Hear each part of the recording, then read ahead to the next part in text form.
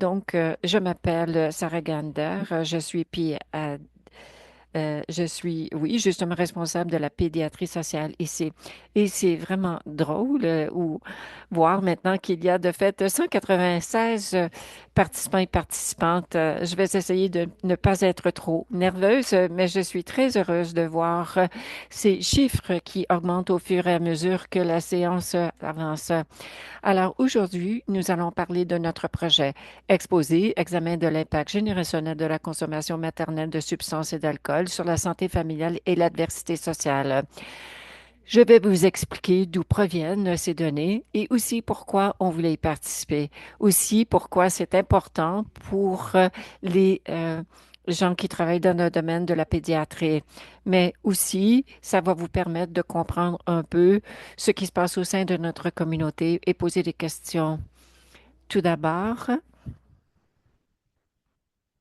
j'aimerais reconnaître le territoire sur lequel on se trouve, notamment reconnaître que plusieurs de nos patients et nos familles ne vont pas nécessairement divulguer leurs antécédents ou de fait leurs racines autochtones. Et nous commençons justement à apprécier un peu plus l'importance du territoire, notamment par, lorsque nous travaillons justement dans un contexte hospitalier. Tel qu'on l'a mentionné, voici les personnes qui sont avec moi aujourd'hui. Dans la première diapositive, nous avons mentionné plusieurs autres personnes aussi et je vais parler également du financement dans quelques instants qui nous ont permis de réaliser ce projet. Je crois que vous le savez tous et toutes que la recherche et la collecte de données et la mesure des résultats et l'évaluation des programmes, tout cela ne peut pas se faire seul. Nous avons une excellente équipe au sein de notre département et tous les membres de cette équipe seront disponibles pour répondre à vos questions. Pour ce qui est de financement, plusieurs des données que je vous présenterai aujourd'hui ont été financées notamment par l'Institut de recherche en santé du Canada. C'est un honneur pour nous de pouvoir recevoir cette subvention. Et si vous travaillez dans le domaine de la recherche, vous saurez que le Nouveau-Brunswick ne reçoit pas sa proportion équitable de financement de la part de l'IRSC. Nous avons également aussi reçu de l'appui de la part de l'industrie, notamment de Novo Nordisk, Novo Nordisk qui s'intéresse notamment aux éléments déterminants de la santé. Mais nous avons aussi reçu du financement de la part de Recherche Nouveau-Brunswick. Tout d'abord, j'aimerais vous parler de ce programme d'aide aux parents et aux enfants. Il faut savoir que le gouvernement du Nouveau-Brunswick est très intéressant à ce qui est de toute cette question. Et pour équipe, on voulait savoir ce que l'on pouvait faire en amont. C'est à ce moment-là que nous avons commencé à examiner ce que l'on pouvait faire pour aider les femmes qui ont divulgué qu'elles ont utilisé des drogues ou l'alcool durant leur grossesse. Alors, nous avons notamment examiné des données de l'Université de Washington. Nous avons mis sur pied ce programme. C'est un programme sur une période de 3 ans qui examine les troubles causés par l'alcoolisation fœtale. Nous avons donc pu continuer à appliquer ce programme jusqu'à ce jour. Ce qui est important aussi, c'est que nous avions également des collectes de données très robustes parce qu'il y avait des femmes qui s'adhéraient au programme, que ce soit par un aiguillage de différents programmes ou encore elles pouvaient euh, s'auto s'auto-présenter au programme. Ensuite, on voulait vraiment bien comprendre leur expérience pour pouvoir représenter des données comme on va faire aujourd'hui, notamment par rapport aux résultats, mais aussi par rapport à leurs interactions avec le système. Ce programme de PCAP cherche à faire un lien entre les gens et les ressources. Nous avons énormément de ressources à Saint-Jean et au Nouveau-Brunswick, mais ce que l'on a constaté avec des populations populations marginalisées. Il est plus difficile d'établir des liens avec ces services et aussi de pouvoir naviguer ces services, notamment lorsqu'ils passent d'un secteur à l'autre, notamment lorsque les gens vivent dans la pauvreté et qu'ils connaissent beaucoup de traumatismes. Eh bien, ce que l'on veut pouvoir dire, c'est que nous travaillons avec ces familles afin de pouvoir les mettre en lien avec des services. Alors, présentement, vous voyez les trois représentantes du programme. Elles ont fait du travail incroyable. Elles ont été des militantes avant et j'espère qu'elles continueront à militer au nom des femmes au sein des communautés. C'est ce qu'elles ont fait, notamment au cours des 4 à 5 dernières années, et il y a eu plus de 170 renvois. Aussi, d'autres informations par rapport à Data NB. Les liaisons de données, c'est vraiment une façon très importante de mener du travail dans le domaine des politiques, mais aussi pour examiner différents secteurs. Moi, je travaille surtout dans le secteur de la santé. Alors, on va chercher nos propres données et nos ordinateurs, pour la plupart, peuvent communiquer entre eux, mais pour pouvoir tirer des conclusions ou pouvoir créer des liens avec les données, notamment avec les données de développement social, mais je m'intéresse beaucoup à l'éducation, la justice, la sécurité publique. Ça devient plus difficile d'établir des liens. Mais l'Université du Nouveau-Brunswick, plutôt, a un système très robuste pour créer ces liens. Nous sommes très enthousiastes donc de pouvoir vous montrer les données des populations avec qui nous avons travaillé, ce qui nous permettra justement de tirer d'autres conclusions. J'espère que de ce côté, pour ceux et celles notamment, vous avez entendu beaucoup parler des expériences négatives de l'enfance. Il faut savoir que des situations difficiles et des traumatismes lors de l'enfance, ça fait qu'il y a des résultats néfastes au niveau de la santé. C'est ce qui est important pour vous, parce que bien que l'expérience négative de l'enfance on veut de façon intuitive à la réduire, mais il faut savoir qu'il y a un lien direct avec la mortalité plus tard. Et il y a des éléments qui sont très chers pour notre système, mais aussi très chers pour les individus et leurs familles. Donc, je vais parler notamment des expériences de santé physique et mentale.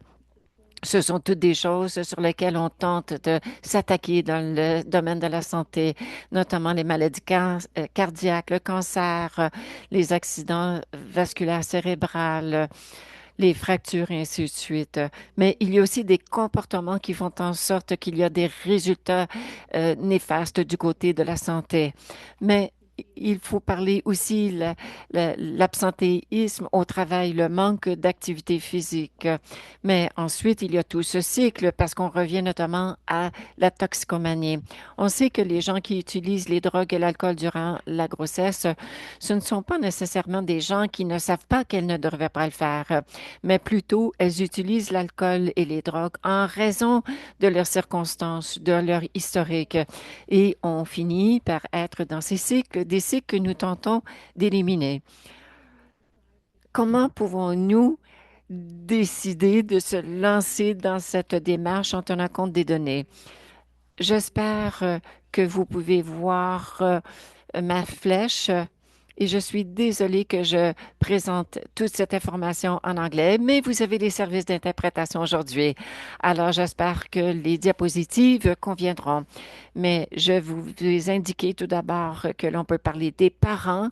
Ici, on parle des femmes qui font partie de notre programme PCAP, mais on parle de gens qui ont divulgué l'utilisation d'alcool ou de drogue. Eh bien, leurs enfants, et nous allons en parler, eh bien, là, les enfants feront partie des groupes exposés et ensuite, on veut les comparer à un groupe d'enfants qui n'ont pas été exposés à de la drogue ou de l'alcool, mais qui on cherche notamment à les à les identifier. Et ensuite, il y a la population de façon générale, mais aussi en s'intéressant des parents. Et c'est là qu'on va examiner les grands-parents. Et une des choses que l'on voulait voir avec vous aujourd'hui, ce sont les dimensions démographiques. On va vouloir décrire cette population, ce qu'il en est par rapport à leur statut socio-économique, leur santé, leur bien-être, mais aussi les coûts du système, mais aussi l'utilisation du système. Et aussi, ce que nous avons fait, c'est que nous avons cherché différentes politiques. Donc, nous avons mené une analyse de ces politiques et aussi des différentes approches, notamment par rapport à ces populations qui existent. Et ensuite, on voulait consulter nos partenaires, nos parties prenantes. Et lorsqu'on aura toute cette information, ce que l'on souhaitait faire, c'est d'avoir des recommandations qui seraient utiles pour notre province pour améliorer les résultats. Donc, l'analyse politique que nous avons menée se concentrait notamment sur la consommation parentale de substances, la séparation familiale, la violence basée sur le genre et aussi la santé mentale des enfants. Aussi, nous voulions examiner quelles étaient les autres pratiques, quelles étaient les autres options politiques. De cette façon, on aurait pu voir ce qui a déjà été fait et on n'aura pas à réinventer la roue. Nous avons examiné notamment du travail qui est déjà fait. Parfois, bien sûr, on sait que les familles ont besoin de soutien économique et qu'on doit protéger contre la violence. Mais ce que nous, on dirait, c'est qu'il y a d'autres domaines, c'est-à-dire dans d'autres provinces au Canada, qui ont notamment des stratégies très claires par rapport à l'expérience négative de l'enfance. Et c'est ce que nous essayons d'appliquer au Nouveau-Brunswick. Donc, nous allons tenir compte des données du Center for Disease Control, le Centre de contrôle des maladies. Mais il y a aussi en Californie, il y avait l'expérience négative de l'enfance. On parlait notamment des approches de premier plan et aussi du côté secondaire, comment on peut faire pour atténuer l'impact de ces expériences négatives de l'enfance lorsqu'ils surviennent, mais aussi mettre en œuvre des pratiques tenant compte des traumatismes pour traiter les personnes touchées par les expériences négatives de l'enfance. Ce que nous voulons, c'est de pouvoir élaborer une stratégie qui fera en sorte que l'on aura vraiment des résultats positifs quand l'on s'attaque à l'expérience négative de l'enfance. Parlons maintenant de ce programme. Parfois, on parle notamment des femmes qui donnent naissance parce que ce ne sont pas toutes les femmes qui participent à ce programme qui, qui s'identifient comme femmes. Mais ici, nous allons parler des mères et des enfants. Ici, on parle notamment des mamans. L'âge moyen est de 27 ans. Pour la plupart, on parle de mères monoparentales. Pour la plupart, elles ont une scolarité de 10e année. Et nous parlons également du score d'expérience négative de l'enfance qui est en moyenne de 10. Ici, on parle d'un indice sur 10. Et si vous avez un indice de plus que 4, on peut, on peut faire une association avec certains des comportements dont on a parlé plus tôt. 94% se sont dit être victimes d'abus et 55% disent avoir un problème médical chronique. Et sachez que ces femmes n'ont 27 ans et on parle déjà justement qu'elles ont des problèmes médicaux chroniques. Au début du programme, on constate que 95% disent qu'il y a un problème d'alcool ou un historique de problèmes d'alcool, 85% de problèmes de drogue, 86% de problèmes de santé mentale et elles-mêmes ont dit avoir eu recours à 72% des services de protection de l'enfance. Et aussi, j'aimerais vous informer, vous donner juste de l'information rapide. J'ai 25 diapositives, mais ça nous prendrait beaucoup de temps pour tout vous expliquer, mais on vous donne les résultats de haut niveau. Les femmes qui font partie du programme PCAP, AC. Donc, s'ils ont eu une autre grossesse alors qu'elles travaillent avec nous, nous sommes tellement ravis de savoir que 80% de ces naissances ne sont pas exposées aux substances. C'est exactement ce que nous cherchions. Et aussi, 69%, lorsqu'elles ont terminé le programme de CPAP au CAP à la fin des 3 ans disent s'abstenus de consommer des substances après l'obtention de leur diplôme. Nous sommes ravis donc que les gens ont réduit leur utilisation, notamment particulièrement de fait durant la grossesse. Nous sommes donc ravis si elles n'utilisent pas de substances et qu'il n'y a pas de dommages.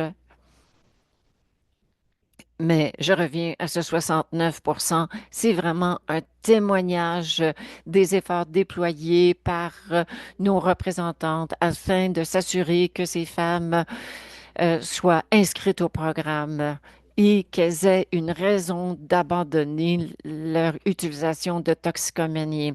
Et souvent, ces objectifs, c'est notamment de quitter un partenaire qui a été violent ou violente, obtenir un emploi, d'être réunis avec les enfants, entre autres. Ce sont des résultats qui sont vraiment très puissants pour nous. Alors, qu'est-ce que l'on fait lorsqu'ils sont avec nous dans le cadre de ce programme? Ici, vous allez voir qu'il y a une liste des liens de services et cela peut inclure, par exemple, des programmes académiques, des programmes notamment des programmes d'éducation physique, notamment aussi beaucoup de programmes, des programmes d'aide au niveau de la santé et aussi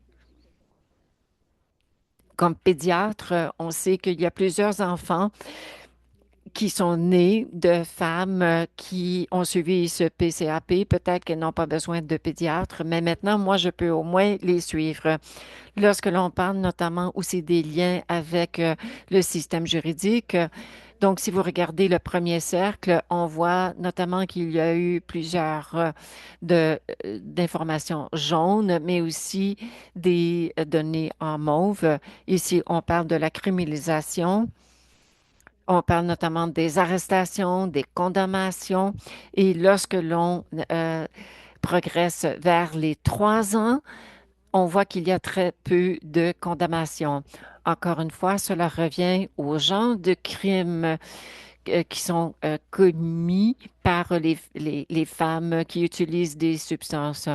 Souvent, la criminalisation est associée au fait qu'elles ne se sont pas présentées devant le tribunal pour parler notamment de leurs besoins de libération conditionnelle. Le fait qu'il y a quelqu'un qui puisse les accompagner, ça veut dire qu'il y a beaucoup de femmes qui ont pu progresser sans avoir cet historique de criminalité. Et ça, c'est important, notamment lorsqu'elles cherchent un emploi. J'aimerais aussi vous parler encore une fois des conclusions maternelles. Je vais parler un peu de, d'informations mais d'informations qui n'apparaissent pas nécessairement à la diapo. Mais parlons tout d'abord à ce qui apparaît à la diapo. Alors, l'utilisation de l'alcool ou de substances durant la grossesse. Toutes les femmes qui font partie du programme doivent divulguer avoir consommé des substances pendant la grossesse. Et c'est important de comparer ce chiffre à la population de façon générale. Il n'y a que 7% de la population qui dit avoir consommé des substances pendant la grossesse.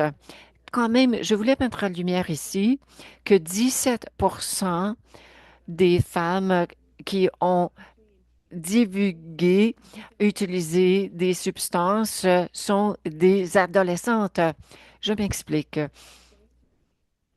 Celles qui utilisent des substances durant la grossesse, il y a un nombre disproportionné de ces femmes qui sont des adolescentes.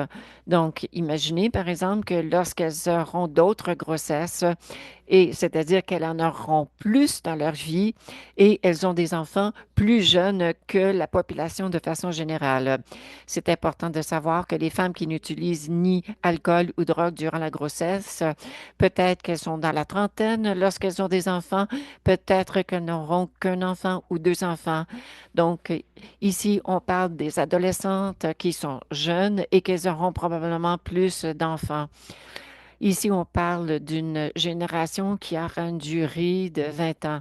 Pour ceux et celles qui connaissent la mathématique de façon exponentielle, ça devient un plus grand problème ou une plus grande préoccupation au sein de notre communauté. On doit savoir que les femmes qui auront des enfants et qui utilisent des substances, la drogue et l'alcool, vivent des enfants, vivent dans un endroit plutôt où il y a une diplomation au niveau secondaire moins élevé. On sait notamment que ces femmes ne terminent pas l'école secondaire. Elles ont peine notamment à terminer une 10e année, mais aussi elles ont des indices moins élevés par rapport à certaines mesures à l'échelle canadienne. Nous savons que notre groupe a probablement plus besoin de services du côté de la santé mentale, notamment pour des troubles de l'humeur, d'anxiété et de la schizophrénie, pardon. On sait aussi que le taux de mortalité est plus élevé. Lorsque l'on compare leurs données, par rapport à la population, on voit notamment que il y a des taux similaires de cancer et de maladies cardiovasculaires, mais ils sont beaucoup plus jeunes. On sait aussi que les personnes exposées présentaient une prévalence plus élevée de l'ensemble des 5 mesures d'expérience négative de l'enfance. Et lorsque l'on regarde aussi des coûts associés au système, on voit qu'il y a une utilisation beaucoup plus coûteuse en ce qui concerne le système de santé.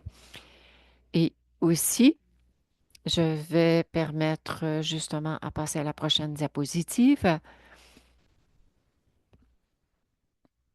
Parlons maintenant des enfants. Lorsque les enfants sont exposés aux drogues ou à l'alcool durant la grossesse, on sait qu'ils ont des taux plus élevés de naissance prématurée des scores ACPAR. ACPAR, c'est un score que vous avez après la naissance. Ça vous donne un indice de la santé des enfants et comment s'est passé notamment euh, comment s'est passée la naissance. Mais ces enfants peuvent peut-être plus souvent, euh, plus souvent dans aux soins intensifs. On sait que ça coûte plus cher ou les enfants devront notamment rester plus longtemps à l'hôpital. On sait que ces enfants exposés ont une prévalence plus élevée de maladies mentales, notamment de troubles de l'humeur, d'anxiété, de TDAH et probablement d'autres troubles neurodéveloppementaux d'autisme. Mais je sais qu'il y a aussi des données qui sont sous-estimées dans notre province. Et aussi, dans notre recherche, nous avons pu quand même établir un indice d'expérience négative de l'enfance, mais on sait qu'en moyenne, les enfants exposés avaient un indice d'expérience négative de l'enfance de 2,7 sur 5 au total. Donc, on sait qu'ils sont vraiment à risque déjà de résultats néfastes plus tard. Alors, il y a ici Dr. McKenna qui travaille également avec moi comme pédiatre. Pour ce qui est de la préparation à l'école, il faut parler justement de cela, notamment le fait de pouvoir faire un lien avec les données d'éducation. On sait que les personnes exposées étaient moins susceptibles d'assister à une évaluation de préparation à l'école maternelle. Eh bien, parmi ceux qui en faisaient partie, on sait que 20 en avaient besoin avant de pouvoir passer à l'école. Mais ça pourrait vous intéresser parce qu'on peut parler notamment de problèmes du côté du domaine cognitif et la conscience de soi et aussi de l'environnement de l'enfant. C'est important parce qu'encore une fois, le côté social, émotif pourrait être absent et ça pourrait être très problématique pour les enfants qui commencent l'école. On sait aussi qu'il y a un nombre plus élevé d'absences et cela était souvent lié à des absences inexpliquées ou des maladies, des rendez-vous et ainsi de suite.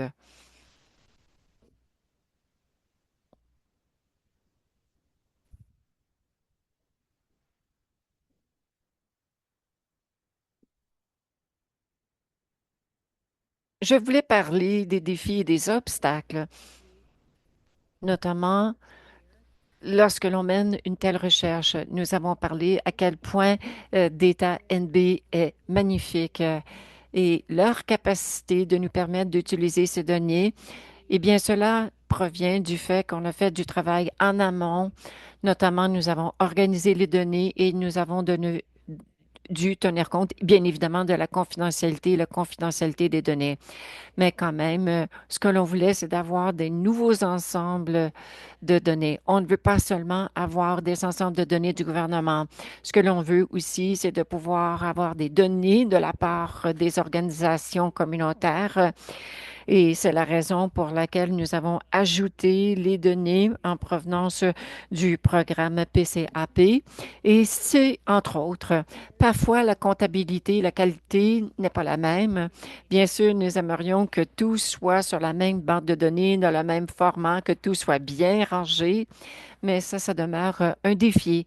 Pensez, par exemple, comment on fait la collecte de données, chacun et chacune d'entre nous c'est très complexe au plan technique. Et aussi parce qu'il faut s'asseoir dans une salle sans fenêtre pour essayer de comprendre les données, de faire le ménage. Ça demande beaucoup de ressources humaines, beaucoup d'heures. Nous avons aussi besoin de beaucoup d'approbation et ça coûte de l'argent. Et le risque de préjugés existe parce que dans quelle mesure est-ce qu'on fait la collecte de données avec des gens qui n'ont pas autant de liens d'interaction avec le système? Que l'on ne le voudrait.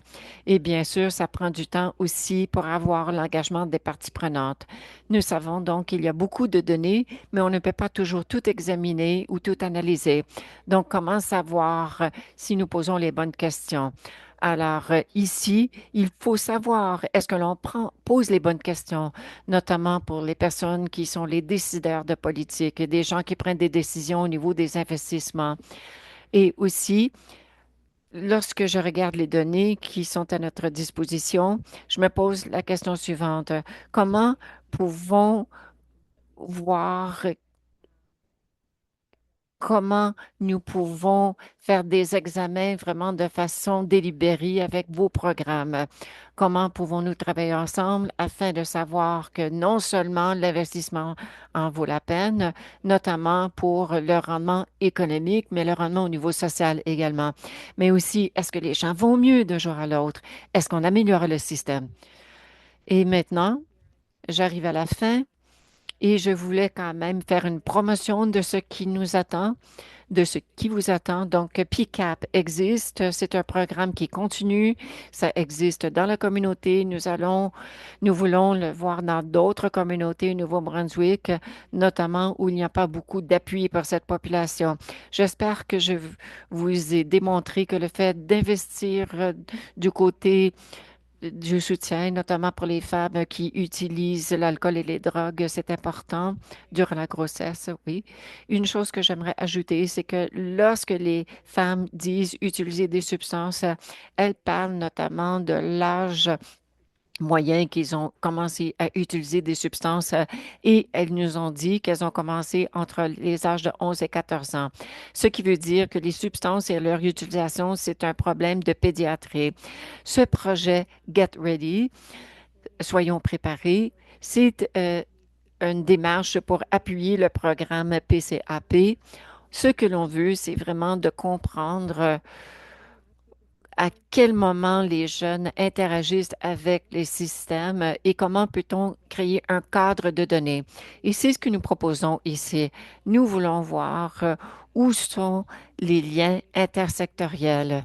Cela nous permettrait notamment de poser des questions. Par exemple, si vous mettez en œuvre un programme, par exemple, vous allez au centre de pédiatrie Nouveau-Brunswick. Est-ce que ça veut dire que les enfants vont plus souvent à l'école et qu'il y a moins d'absentéisme, qu'il y a moins de contact avec les services d'urgence? Est-ce qu'ils ont plus de chances de diplomation et moins de chances de se retrouver devant le système juridique? Ce que l'on aimerait, c'est de pouvoir avoir les données pour répondre à ces questions. Alors, quelques personnes dans la salle feront partie de l'équipe et c'est ce qui nous intéresse. Il y a beaucoup d'enfants qui font partie du programme PCAP. Eh bien, nous cherchons à les aider pour l'avenir. Alors, voilà le projet Get Ready 0 à 20. Je vous remercie énormément de votre temps aujourd'hui. Je n'ai pas eu autant de temps que je ne l'aurais voulu, oui. Donc, j'espère que vous avez des questions ou s'il y a des questions que vous aimeriez poser. Il y a Natalia ou mes collègues aussi. Eh bien, à ce moment-là, ça nous ferait plaisir d'en parler davantage de ce programme. Et si vous voulez avoir plus d'informations en tête à tête ou si vous voulez visiter nos sites, je vous invite à communiquer avec nous à n'importe quel moment. Et pour ceux et celles qui ont participé à la séance d'aujourd'hui, je vous remercie d'avoir écouté. Merci de votre temps aujourd'hui.